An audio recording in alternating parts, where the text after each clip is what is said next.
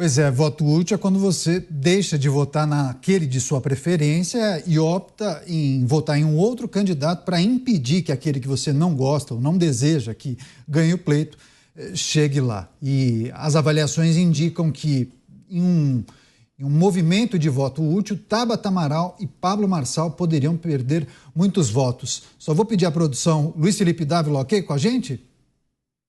Luiz Felipe Dávila ao vivo. Dávila, seja bem-vindo, uma ótima noite a você.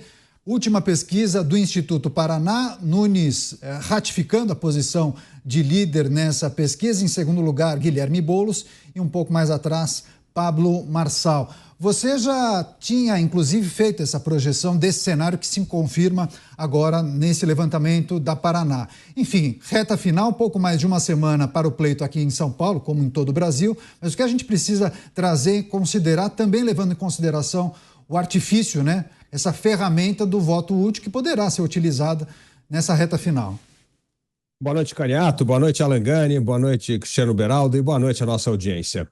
Olha, os números mostram uma tendência que nós já falamos várias vezes aqui nos Pingos dos Is, quem nos segue, né? Primeiro, nós temos de entender a divisão do eleitorado brasileiro.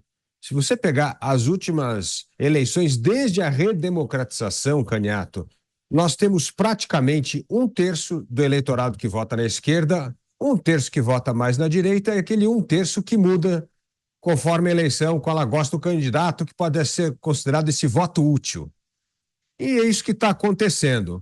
Tem um terço que está com o Guilherme Boulos, o outro terço está com o Ricardo Nunes e o outro terço está dividido entre Pablo Marçal, Datena, Tabata, Marina Helena e todo mundo, todo o resto, né?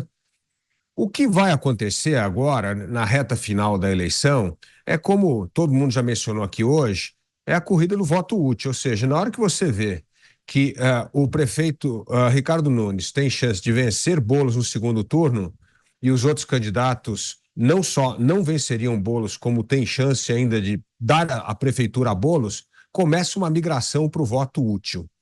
Então isso favorece o candidato Ricardo Nunes. Mas tem um risco nessa estratégia. O risco é o eleitorado não ir muito para o voto útil, porque acho que ele já ganhou, ele já está no segundo turno. Então eu quero dar o meu voto aqui para tentar ver se uma outra candidatura começa a aparecer. Esse é o risco de Ricardo Nunes na reta final. É o tal do já ganhou. Já ganhou, aí o voto útil perde um pouco do seu ímpeto, que pode ser decisivo. A segunda coisa que chama atenção foi numa outra pesquisa que traz um dado muito interessante. As pessoas até falam que querem votar no candidato A ou B, mas não sabem o número do candidato.